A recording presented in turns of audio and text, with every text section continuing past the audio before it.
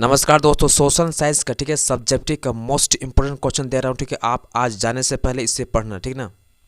पहला सवाल देखिए, रूपक से आप क्या समझते हो?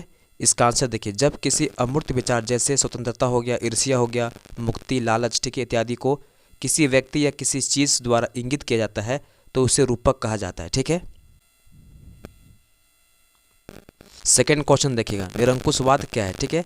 ऐसी सरकार और शासन व्यवस्था जिसकी सत्ता पर किसी प्रकार का कोई रोक टोक नहीं होता है, उसे हम बोलते हैं निरंकुशवाद, ठीक है।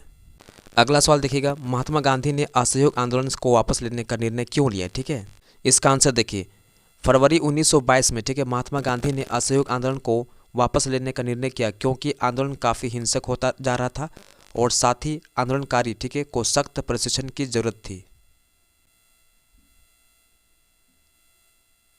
अगला सवाल देखिए, ब्रेटन वुड्स बनाने का मुख्य उद्देश्य क्या था? देखो इसका आंसर देखिएगा, ब्रेटन वुड्स सम्मेलन का मुख्य उद्देश्य था विश्व मुद्रा कोष की स्थापना करना और सदस्य देशों के व्यापार घाटा को दूर करना, ठीक है। इसका मुख्य उद्देश्य ही था। नेक्स्ट क्वेश्चन देखिए, नेपोलियन संहिता 1804 क्या था? देखो, इस कानून के अनुसार जन्म के आधार पर मिलने वाले सारे विशेषाधिकार समाप्त कर दिए गए, ठीक है। इस कानून में संपत्ति में समान अधिकार को पुनः लागू कर दिया गया। अगला सवाल देखिएगा, पिकेटिंग किसे कहते हैं?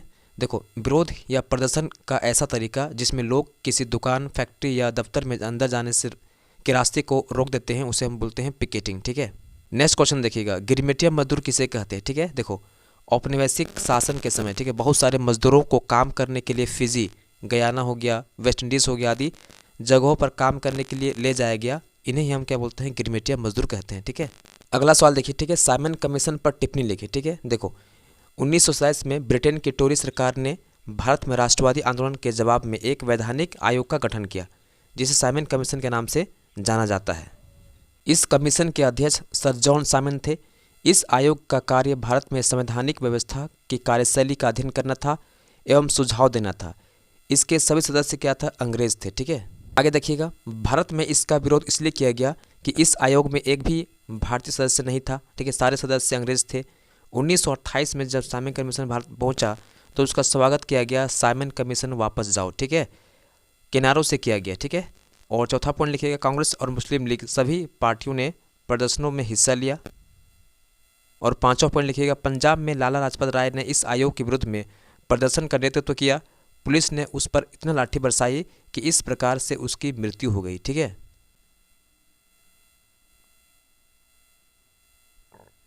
क्वेश्चन देखिएगा, पहले विश्व युद्ध के कारण भारत में औद्योगिक उत्पादन क्यों बढ़ा? ठीक है, इसका आंसर देखिएगा, प्रथम विश्व युद्ध के दौरान निम्नलिखित कारणों से भारत में औद्योगिक उत्पादन में वृद्धि देखी गई, ठीक है। पहला पॉइंट लिखिएगा, ब्रिटिश उद्योग युद्ध में उपयोग होने वाले वस्तुओं के उत्पादन और आपूर्ति में व्यस्त हो गए, इसलिए उन्होंने औपनिवेशिक बाजारों, उदाहरण के लिए भारत के लिए ब्रिटिश सामान या कपड़े का निर्यात बंद कर दिया, ठीक है। सेकंड देखिएगा, यह समय भारतीय उद्योग के लिए अपने उत्पादों में वृद्धि करने का बहुत अच्छा अवसर था, अतः भारत में औद्योगिक उत्पादन में वृद्धि हुई, ठीक है।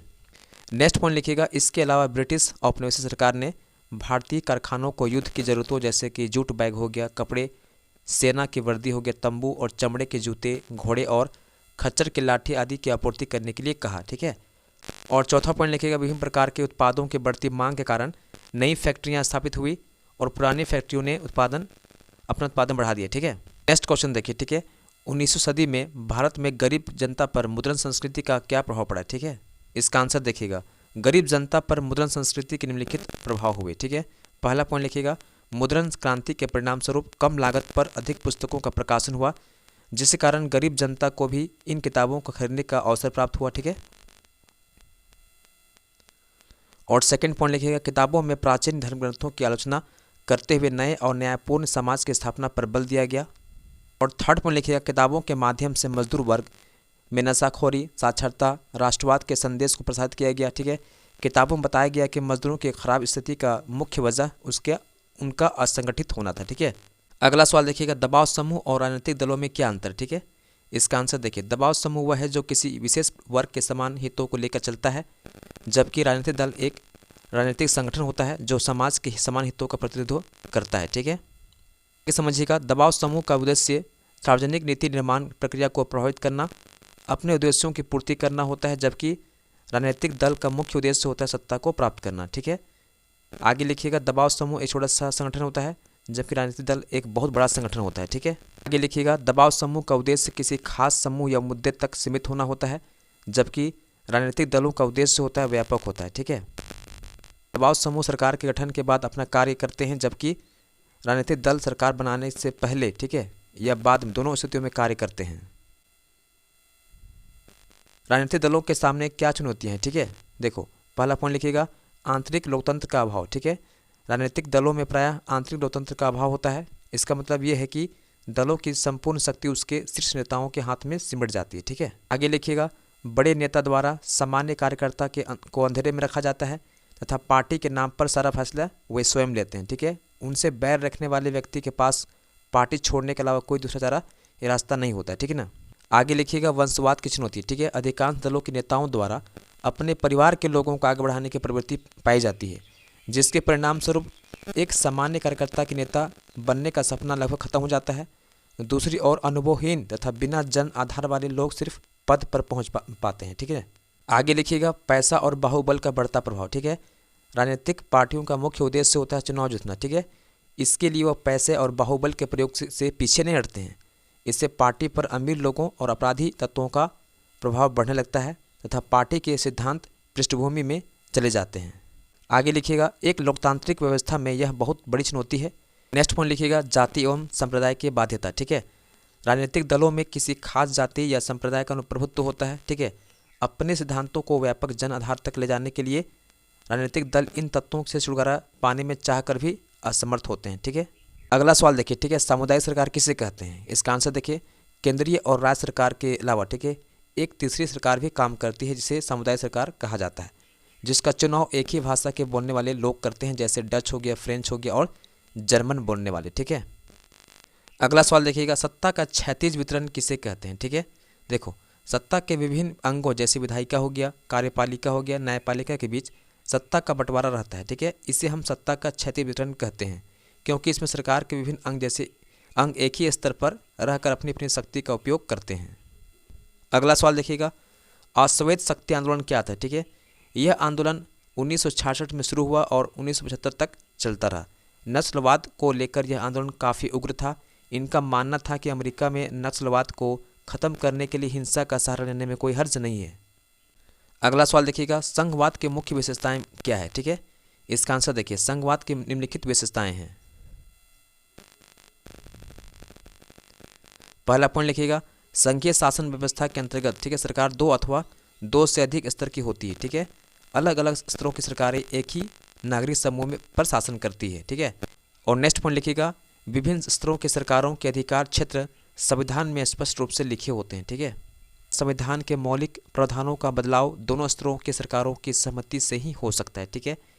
और आगे लिखिएगा, आंदोलन को संविधान और विभिन्न स्तर की सरकारों के अधिकारों की व्याख्या करने का अधिकार है, ठीक है। नेक्स्ट पॉइंट लिखिएगा, वित्तीय स्वामित्वता, ठीक है, निश्चित करने के लिए विभिन्न स्तर के सरकारों के लिए राजस्व के अलग अलग स्रोत निर्धारित किए गए हैं, ठीक है ना। नेक्स्ट क्वेश्चन देखिए, ठीक है, भूमि निम्नीकरण के क्या क्या कारण, ठीक है। इसका आंसर देखिए, भू निम्नीकरण का मुख्य कारण है खनन, ठीक है, अति पशुचारण, जल अपर्दन अति, ठीक है। परंतु उचित व्यवस्था से इन्हें कम या खत्म किया जा सकता है। उपरोक्त उपाय अपना कर किसान अपनी जमीन को फिर से उपजाऊ बना सकते हैं।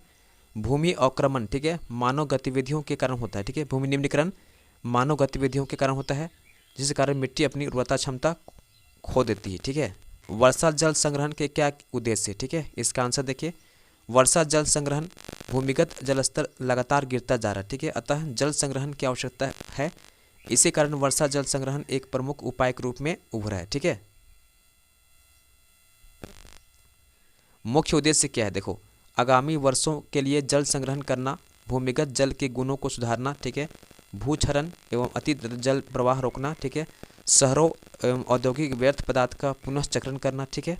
नेक्स्ट क्वेश्चन देखिए, ठीक है, कपास खेती के लिए भौगोलिक दशाओं का वर्णन करें, ठीक है। इसका आंसर देखिए, तापमान, ठीक है, कपास को उष्ण जलवायु की आवश्यकता पड़ती है। पौधे के बढ़ने के समय, ठीक है, कम से कम 21 से 27 डिग्री सेल्सियस तापमान जरूरी है। और कपास खेती के लिए खिला हुआ धूप भी बहुत जरूरी पड़ती है, ठीक है। और पौधे को तैयार होने के समय कम से कम पाला रहित दिनों की एक लंबी अवधि की जरूरत होती है, ठीक है। सेकेंड पॉइंट लिखिएगा वर्षा, ठीक है। मध्यम से हल्की वर्षा की आवश्यकता पड़ती है 50 से कम 80 सेंटीमीटर के बीच, ठीक है। अगला सवाल देखिएगा, सड़क परिवहन के 3 गुण बताएं, ठीक है। देखो, सड़क उबड़ खाबड़, धरातल और पर्वतों पर बनाई जा सकती है, ठीक है। सड़क परिवहन अपेक्षाकृत कम व्यक्तियों, कम दूरी व कम वस्तुओं के परिवहन में काफ़ी कम खर्चीला होता है, ठीक है। थर्ड पॉइंट लिखिएगा, सड़क परिवहन के माध्यम से घर घर, ठीक है, सेवाएं आसानी से उपलब्ध होती है तथा सामान उतारने चढ़ाने की लागत भी काफ़ी कम होती है। अगला सवाल देखिए, ठीक है। द्वितीयक क्षेत्रक किसे कहते हैं, ठीक है। द्वितीयक क्षेत्रक वह है क्षेत्रक है जिसमें उद्यम एक प्रकार की वस्तु को दूसरे प्रकार की वस्तु में परिवर्तित करता है, ठीक है। जैसे कि गन्ने से चीनी बनाना, है ना। इसे विनिर्माण क्षेत्र भी कहते हैं। इसमें उद्योग निर्माण आदि शामिल किए जाते हैं। नेक्स्ट क्वेश्चन देखिएगा, ऋण के अनौपचारिक स्रोत क्या है, ठीक है। देखो, अनौपचारिक स्रोतों में ऋण गतिविधियों को नियंत्रित करने वाला कोई संगठन नहीं, ठीक है। वे अनौपचारिक स्रोतों के लिए बहुत अधिक ब्याज दर वसूलते हैं। उदाहरण के लिए साहूकार हो गया, व्यापारी हो गया, श्रमिक हो गया ना, रिश्तेदार हो गया और दोस्त इत्यादि, ठीक है। अगला सवाल देखिएगा, भारत में उपभोक्ता आंदोलन की प्रगति का वर्णन करें, ठीक है। अत्यधिक खाद्य पदार्थों व खाद्य तेल में मिलावट की वजह से 1960 के दशक में व्यवस्थित रूप से उपभोक्ता आंदोलन का उदय होता है, ठीक है। 1970 के दशक तक उपभोक्ता संस्थाएं बृहद स्तर पर उपभोक्ता अधिकार से संबंधित आलेखों के लेखन और प्रदर्शनी के आयोजन का कार्य करने लगी थी। भारत में उपभोक्ता दलों की संख्या में भारी वृद्धि होती है, ठीक है।